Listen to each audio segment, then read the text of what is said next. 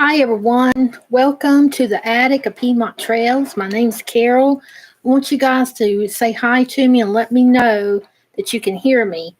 We're having some in weather. We got some bad thunderstorms rolling around, so you may be able to hear it thunder, rain, a little bit of wind. Just let me know that you can hear me okay. And if I need to adjust my microphone, I've got a new one, so I've been kind of tinkering with it. But welcome, everyone. Thank you so much for joining me this evening. Tonight is going to, usually on Piedmont Trails, we usually talk about migration trails, colonial roads, but tonight is going to be all about the colonial records. And I'm going to be sharing a lot of our favorites with all of you guys. A lot of these are available online, free, and I will be sharing those links with you guys too, so that you will have access to them. All of the information that we share, or resources or references that we share, most of them are found free. I just want you guys to be made aware of that. At times, we do suggest books that are pretty rare or they're not very common, that we feel that they hold a lot of information in. And when we do that, we'll let you know that it's a rare book. We'll even share information about where you can find it in certain libraries or in certain areas or things of that nature. But yeah, so tonight is going to be a two-part series. So what my plans are is we're going to do a live stream tonight. We're going to cover part of the areas in which were in the descriptions. And then next Sunday on June the 2nd, we are going to plan on another live stream to finish up this series of the colonial records. The ones that I mentioned are my absolute favorite records from that area. Okay, so a lot of these pertain to the Great Wagon Road Project research, so that's where a lot of this comes from. I value records in how correct they are, how much information they can provide me, and how easy they are to access. So that's what I base my colonial records on my references. Now, believe me, there are many, many colonial records, all different types, and they can be found anywhere and everywhere. Believe me, they can. I'm sure I've shared several stories with you guys on how I have found certain records in the bottom of buildings, in the basement of buildings, in cardboard boxes stacked up to the ceiling. People didn't know nothing what they were. I have found them everywhere. And I am going to talk about state archives and what they have, which ones I kind of like, and which ones the research team at the Great Wagon Road Project really love. And so we're going to go with that. So it's going to be a two-part series. So make sure that you can hear me okay and everybody's good. I want to say hey to everybody. Hi, Melissa from New York. Welcome. And Cassandra Wright is here from Indiana. Welcome. Welcome, you guys. Welcome. All right. Okay, so I'm going to go over a brief description of the colonies and all of these are not colonies, but of the areas that we're going to be talking about with colonial records. Colonial period, I usually define the colonial period prior to the American Revolutionary War. Technically, the colonial period goes to 1790 decade. And then after that, then it becomes the federal period. But tonight we're going to be talking about records dating prior to the American Revolutionary War. And the areas that we're going to cover between tonight's live stream and then next Sunday's live stream are Virginia, Pennsylvania, New Jersey, Maryland, North Carolina, South Carolina, and Georgia. But we're also going to include areas of Alabama, okay, and Florida, Mississippi, yes, Mississippi, Tennessee, Kentucky, and Ohio. Portions of Ohio, I'm going to include a few areas in Illinois and in Indiana, and maybe Michigan too. We'll see. That will be on June 2nd, okay, on the next one. Now, of course, I won't be able to share all of the colonial records that we really, really love on tonight's segment. So I'm just going to be sharing many, many of our favorites. And I will look up periodically, and I will read your comments, and I'll answer your questions to the best of my ability. And I'm just going to start tonight's segment by saying hey to you guys and welcome. Thank you so much for joining us. We really, really appreciate each and every one of you. We really do. It's you guys who keep us going here at Piedmont Trails. It's the truth. We value you so much. We really do. And I'm going to start with some history. I'd always tell everyone, before you get started on your genealogical research, study the history of that area so that you can have a basic understanding of the historical significance, what stood out, okay, during a certain time period, and you understand the timeline. Focus on the timeline in which you're researching. I always stress this. Believe me, if you take the time out to study the brief history of your timeline, it will help you tremendously in your genealogy research. Okay, so I just named some important dates. Some of these you may know, some of these you may not. Hi, April from Connecticut, and hi, Paula. Welcome, you guys. I'm going to start out with 1607. The Virginia Company of London arrives in present-day Virginia, and what is established? Jamestown, 1607. These are important dates. 1611, the First Presbyterian Church is established in Virginia. How many of you guys knew that? That was 1611. 1617, the first English prisoners arrived to the New World. How many of you guys knew that? 1617, that was indentured servants arrived then too. 1632, Maryland is chartered. 1643, the Swedes established settlements in present-day Pennsylvania. How many of you guys knew that? 1648, the first orphans' court is held in Virginia. Okay. 1649, the Toleration Act in Maryland guarantees religious freedom to Protestants and Catholics. 1651, prisoners from the Battle of Dunbar are transported to Virginia. 1651. Hi, Michael. Glad you could join us this evening. 1654, the Maryland Toleration Act is repealed and Protestants gain control. Also in 1654, tens of thousands of indentured servants are beginning to be transported to the New World. 1654. 1660, New Jersey is founded by the Dutch colonists. 1663, land in Georgia and the Carolinas are granted to 8 proprietors. The province of Carolina is established. In 1666, Newark, New Jersey is founded by Puritans from Connecticut. 1670, English colonists arrive in present-day North Carolina. 1671, Dutch settlers arrive in South Carolina from New York. 1672, the first Quaker meeting house in New Jersey is constructed. 1675, Quakers immigrate to Pennsylvania and New Jersey. 1680, Charlestown, known today as Charleston, South Carolina, is founded. 1680. 1681, Philadelphia, Pennsylvania is founded. 1682, Pennsylvania issues a law stating religious liberty. Religious liberty. 1693, William and Mary College is founded in Williamsburg, Virginia. 1702, New Jersey becomes a royal colony. 1707, the First Baptist Church is established in Pennsylvania. How many of you guys knew that? 1729, Carolina is divided into 2 colonies, North Carolina and South Carolina. We also find the first documentation pertaining to the Great Wagon Road in 1729. Now, we have chosen these records tonight because they are among our favorites, and hopefully some of these will help you along your journey to the past. I hope they do.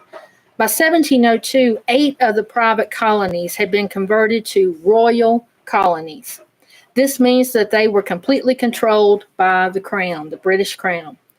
By 1702, the royal colonies were Virginia, New Hampshire, Massachusetts, East and West Jersey.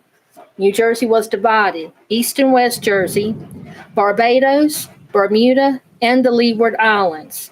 Those were your royal colonies in 1702.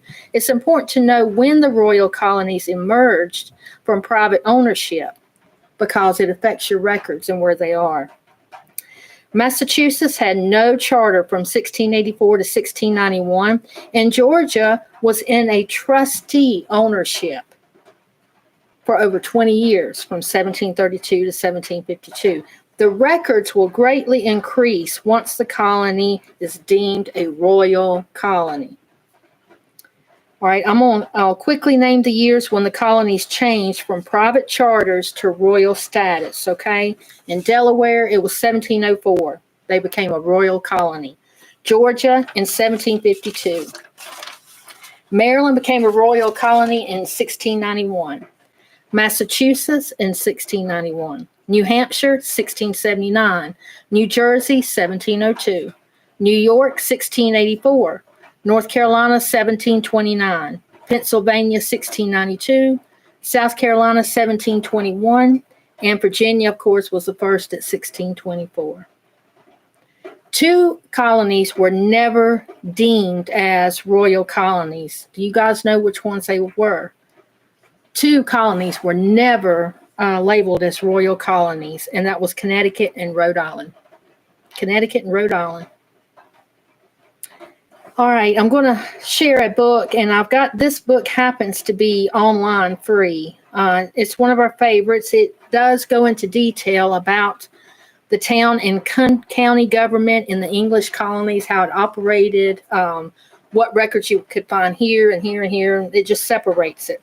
This book is by Edward Channing, that is Channing. It's entitled Town and County Government in the English Colonies. It is a must-have if you're just beginning colonial records research. Published in 1884. It's an old book, but it's an old, reliable. Hi, Beverly. Welcome. This book gives you a complete understanding how records were obtained and stored. That's the key. You know, it's not good enough to know how the records were obtained and how they were received. The most important thing is how were the records stored, and how were they stored from one decade to the next. Many records didn't survive, and there's reasons for that. But if you don't understand how the method was in storing from one decade to the next, then you're at a loss. So you need to have a complete understanding not only how the records were taken, but how they were stored.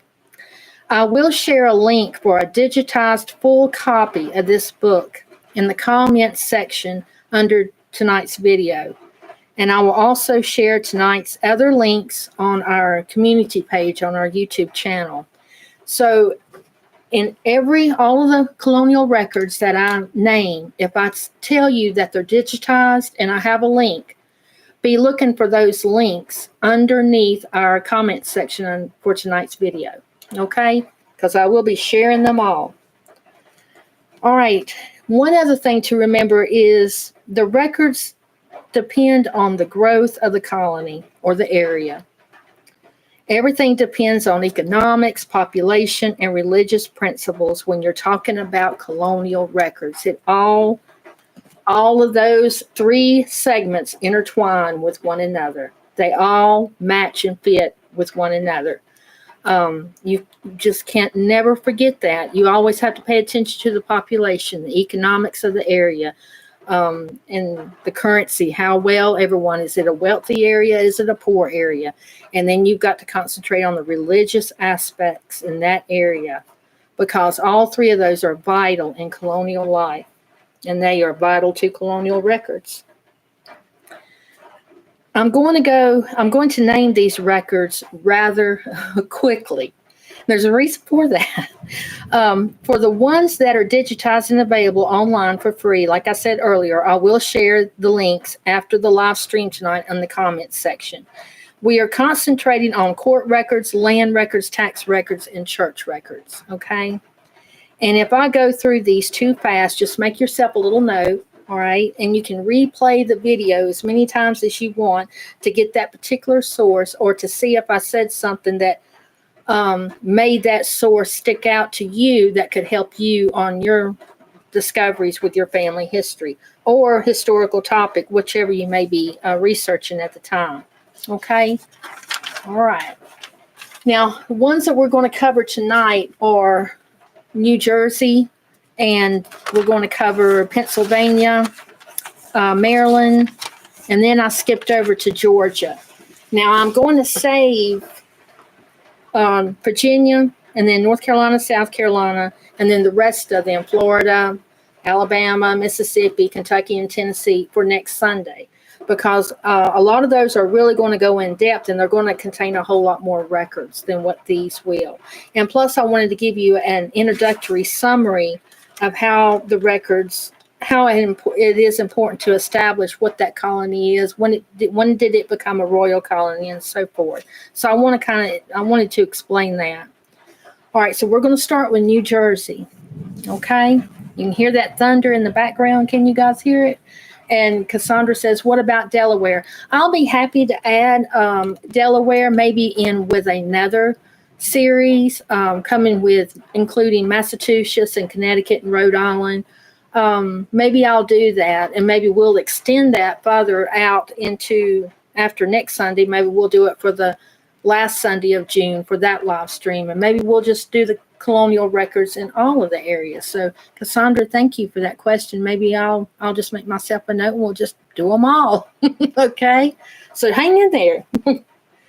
All right, we're going to start with New Jersey court records. Early index to Burlington Court Minutes, 1861 to 1709. It's a digitized colonial record. I will provide a link at the end of the show here, at the end of the live stream. Alphabetical list of complaints in Chancery Court cases, 1743 to 1824. This is available through the state archives in New Jersey, but is also available online free at Family Search. You just need to find a library that is an affiliate of the Family Search Library, okay? All right, if you don't know how to do that, then just let me know in your comments, and I can guide you through that process. It's really, really simple. I have a Family Search Library that is just right near where we are here at Piedmont Trail. So if there are particular items that are on Family Search that are only available through their system, I can easily go to my library, make an appointment, and I can view all the records that I want for free. Okay, so this alphabetical list of complaints of Chancery Court cases, 1743 to 1824 in New Jersey, are available free on that site. Okay, number 3, the Courts of Chancery in New Jersey, 1684 to 1696. This is a book. Okay, this is a book. It's a very, very, very rare book. However, I took the time to look earlier today, and there are 84 libraries nationwide that have this book. There were 6 libraries that were willing to work with other libraries to ship this book to a closer library to possibly where you're located. Okay, very rare book. Okay, number 4 is Index of Wills Inventories in the Office of the Secretary of State prior to 1901. This is a digitized, which is available on archive.org. It is all free. It's a complete book of the Index of Wills. The papers of Lewis Morris, Governor of New Jersey, 1738 to 1746, digitized. I'll have that on as a link.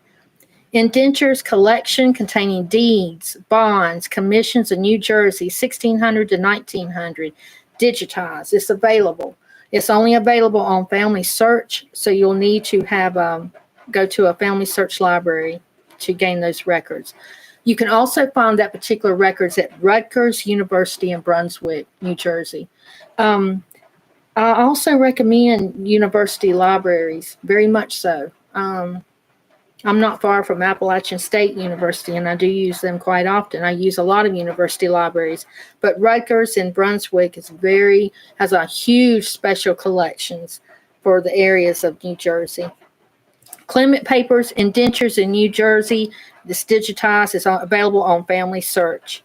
Land Records, Grantor and Grantee, Index for East and West Jersey, available online at Family Search. It's all of it available online. Number 2, visit the New Jersey Early Land Records Project. I'm going to repeat that. If you were looking for land records during the colonial period, late 17th century through mid 18th century, I urge you to visit the New Jersey Early Land Projects, Early Land Records Project. You can Google them online. It's they have tremendous amount of records. Okay. Tax records, New Jersey tax list, 1772 to 1882 by Ronald Byrne Jackson, published 1981. This is a 4-volume set. It's an awesome set. And if you have ancestors in the New Jersey area, you are very likely to, between that time frame, you will find them in there. They are listed. Check your library. Check worldcat.org to find a copy that is near you. Worldcat.org. Marriage records, New Jersey marriage records, 1665 to 1800. This is digitized by the Library of Congress. I will have a link. Church records, Annals of Bergen of the Reformed Dutch Church, digitized. They're available at archive.org. Number 2, the church records in New Jersey by William Nelson, digitized, and I will have a link for you. Now, this gives you an idea about our goal tonight. It will be moving much quicker now as I go forward for the remaining colonies. I'm going to be starting with court. I'll go through land and tax if I've listed any, and I'll always end with church records, okay? Pennsylvania. The Registrar's Book of Governor Keith's Court of Chancery of the Province of Pennsylvania, 1720 to 1735, published 1941. Love this book. It is extremely rare. You can't purchase it anymore. The only way you can get it, there were a certain amount of copies that were available. It is only available through libraries that have it on hand. So check worldcat.org to see if you have a library that has it close to you.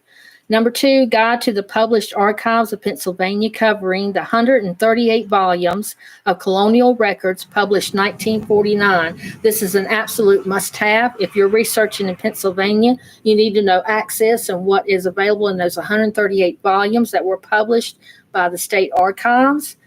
This is a digitized book, and I will provide the link at the end of the live stream. We have found many errors with the transcribes of these records in Pennsylvania. So I urge everyone to seek the original court records, if possible, at the State Archives Department organization, and go by those. Try and go by the originals. Pennsylvania's records have been transcribed for many, many times, all throughout the years. And with the Great Wagon Road, we have found many, many errors. And I'm not the only one to say that. Lots of errors. Okay, I just wanted to get that in there. Land records. Warrant registers, 1682 to 1950. They are scanned images. They are available online. You can actually look for your ancestor's name, and you can actually see the actual scanned image of the warrant. I will provide a link. Applications for warrants from 1734 to 1865, same thing. Scanned images available online. I will provide a link. Patent books, 1676 to 1960, same thing. These are extraordinary. I love going through patent books, but I will provide a link for Pennsylvania for those years. Number 4, Land Office Journal from 1738 to 1773. These are all digitized. There are scanned images available. I will provide a link. Record of land surveyed by the deputy surveyors from 1683 to 1859. I love these surveys because when they did them, you can actually plot them. That's what we do here at Piedmont Trails. I usually plot land grants or land deeds to show what an area looked like during a certain time frame. But these are also available online, and I will post a link. Warrants and Surveys of the Province of Pennsylvania, 1682 to 1759. This is a 9-volume set. It was published in 1962. It is completely digitized. You can go through it. It is also indexed, and it is available on Family Search. Susquehanna Settles Western Lands, 1642 to 1819. I'm going to repeat this one. This is a very rare one. Susquehanna Settles Western Lands, 1642 to 1819. Check worldcat.org to see if there's a copy near you. I think when I looked, there was only 21 copies that were left in libraries. Susquehanna Company Papers, 1750 to 1898. This is an 11-volume set. Was published in 1930. Has extraordinary records in it. It has all been completely digitized. You can search through it. go through each individual volume. I will provide a link at the end of the live stream. Church records, pastor records of John Casper Stouffer, 1729 to 1798. They have been digitized. You can find these at archive.org. I will provide a link at the end of the stream. The record book, one of my favorites. The record book of Daniel Schumacher, 1754 to 1773, published in 1993. You're not going to find this book available to purchase. So go to worldcat.org and see which library near you has it. But it is a must-have for Pennsylvania. I will say that. And it is a treasure of information. Okay, German marriages and marriage evidence in Pennsylvania. German Churches by Donna R. Irish. It was published in 1982. Very good book, especially concerning early marriages with Germans. And check worldcat.org for a library near you. I also encourage these societies: Presbyterian Historical Society in Pennsylvania, the Friends Historical Society in Pennsylvania. Early Quaker records, you're not going to find them in the late 17th century, early 18th century. You really don't start finding a lot of Quaker records till you get to more 1720, 1730, moving on from that point. And there's a reason for that. And we probably need to do a segment just on the Quakers themselves. But I urge Pennsylvania really strived hard very early back in the day. I don't want to say a date because I may be wrong, but it's sometime during the Civil War or thereafter, where they started securing and preserving Quaker records. So I urge you to visit Friends Historical Society in Pennsylvania. They have a website. And also encourage Lutherans Archive Center in Pennsylvania. They also have a website. Don't forget about newspapers in Pennsylvania, because they began with the American Weekly Mercury, as dated 1719. Okay, and many of those are online. If you visit the state archives, it will guide you to those, and you can look at them free. Okay, Maryland. With court, you're going to have to really go through the Calvert papers. There's a reason for that. The Calvert family owned all of Maryland. So with your Calvert papers, they're going to incorporate your court and your land records together. So the Calvert papers, a calendar and guide to the microfilm edition, which was published in 1989 by Donna Ellis. Check WorldCat for a library near you. That is a must-have book, so you can understand exactly what the Calvert papers have and how to gain access to the microfilm at the state archives. Number 2, Proceedings of the Court of the Chancery of Maryland, 51 volumes, index. It is digitized. From the link that I share, you will also have access to much more data from the state archives and what is actually available online. So the link that I provide for this on the 51 volumes, take your time, go through it, and so you can really grasp all the information that is available there. Abstracts of Chancery Court Records of Maryland, 1669 to 1782 by Debbie Hooper, published 1996. Great book. Love this book. Check worldcat.org for a library near you. The Early Settlers of Maryland, an index to immigrants compiled from records of land patents from 1633 to 1680, published in 1968. Got to have this book. There are several copies floating around. I think there was over 120 some on WorldCat in libraries. If you don't have a current library card, get one, okay? And then your library can correspond with other libraries that have some of these books. They can ship the books to your library so that you can check them out or use them there on site. And you won't have to travel anywhere to get the books. They'll have them shipped directly to you. Church records. Like I said, very few Quaker records survived. However, I want to share Quaker Records of Southern Maryland by Henry Eden. That was published in 1992. It's a pretty good book. He does go into detail of what he was able to discover for the southern areas of Maryland and the Quakers. The state archives for the Quakers, the link that I'll share will direct you to the special collections, but you'll also see what is available for Baptist and Methodist in the Maryland area. And you can have access to those from the link that I share. The first parishes of the province of Maryland, wherein are given historical sketches of the 10 counties and of the 30 parishes in the province at the time of the establishment of the Church of England in Maryland in 1692. And that is the title. I kid you not. That is the title of the book. It was published in 1923. The whole entire book is digitized. It has complete with index. You can search within the book, and I'll send the link. And that's a good book for parish records for that area. Okay, is everybody still with me? Okay, Michael says, any overseas records? Yes. In fact, I'm getting ready to come to a lot of overseas records that you're going to have to look for Georgia. But with the Colonial Roads and with the Indentured Servants Project, we were involved heavily with overseas records, with British archives and with the Dutch archives as well, with early establishment and the way that they settled along the East Coast and the northern colonies or New England colonies. But maybe we'll get to that, Michael. We might have to add that because that's a whole new ball game right there for sure. Okay. Georgia, with all of these colonies and areas, I urge you all to study the history of each one. I can't stress that enough. Believe me, it will help you greatly with your research. Georgia has a fascinating history and timeline.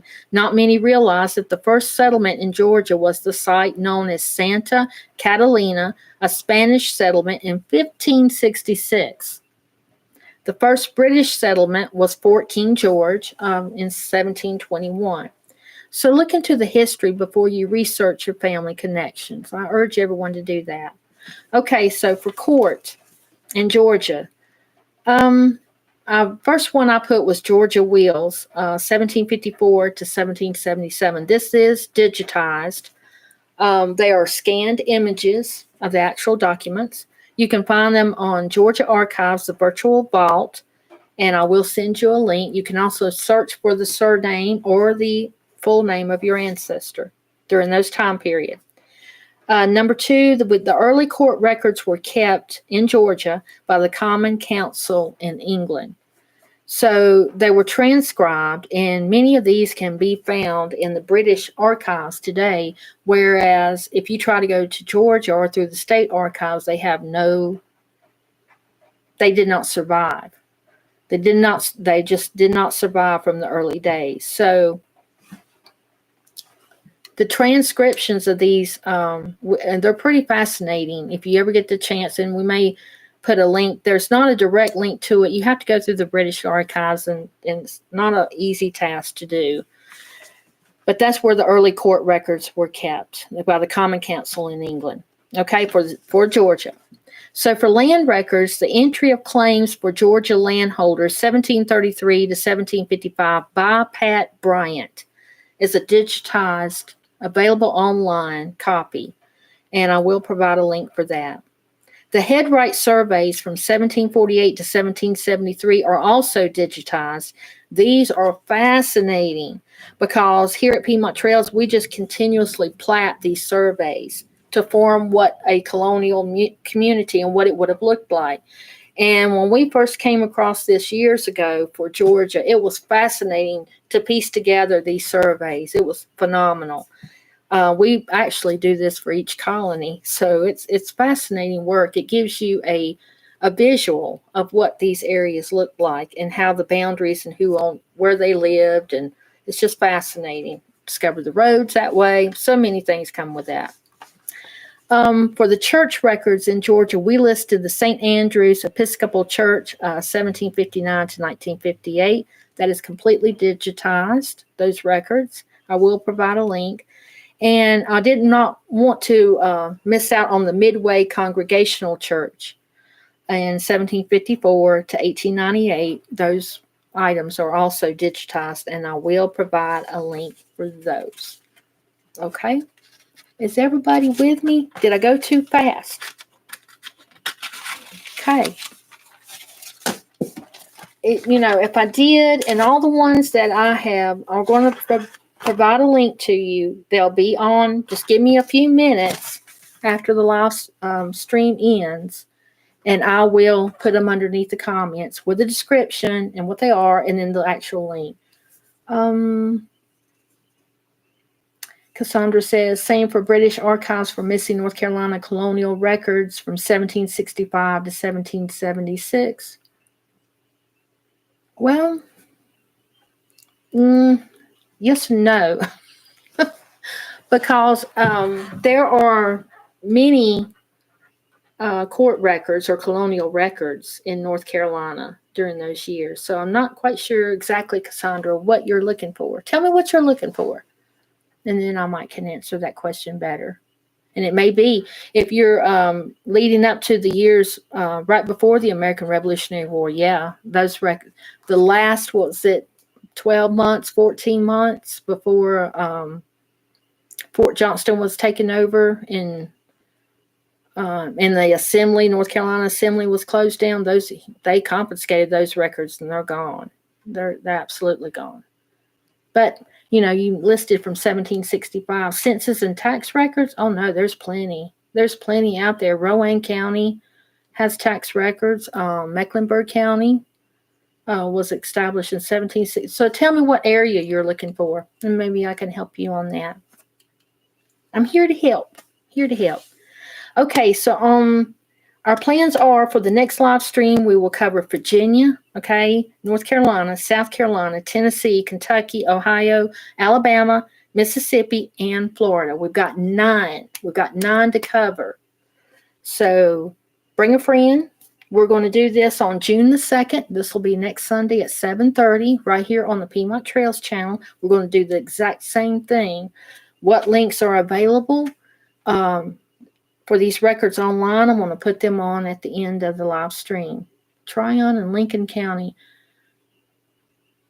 Lincoln County, you should. But Tryon is that's a different little baby right there. And actually, I've got some court records from Tryon in Lincoln County. But if you're looking for census and tax records, I'll tell you what, Cassandra, do this. Send me an email. Just send me an email at contact@piedmonttrails.com, and let me look through the books that I just pulled out here the other day concerning those 2 counties and see if I've got something in there for you. Okay? Just tell me who you're looking for. And if you've already sent that to me, just remind me, hey, I talked to you during the live stream and you told me that you did this. Okay? Just do that to remind me. All right, so the next live stream will be June 2nd, next Sunday at 7:30 p.m. And then we're going to go through all of those 9 areas. And if you have colonial records that you want to add, like to tonight's live stream, and you know of a couple that we didn't name but that you love them, then feel free to list them in the comments section underneath tonight's video. And, next Sunday, come and join us, bring friends with you, and we'll talk about all of these records. And you may have additional records that you would like to share with others.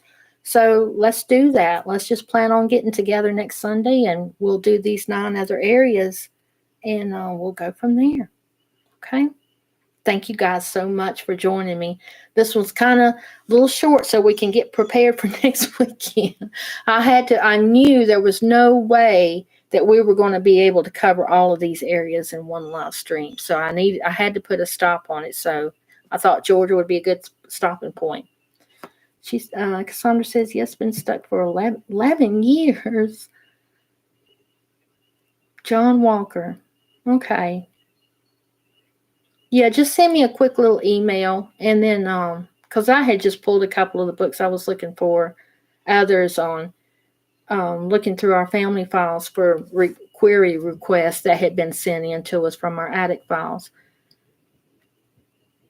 Oh, yes, Mark, you're so welcome.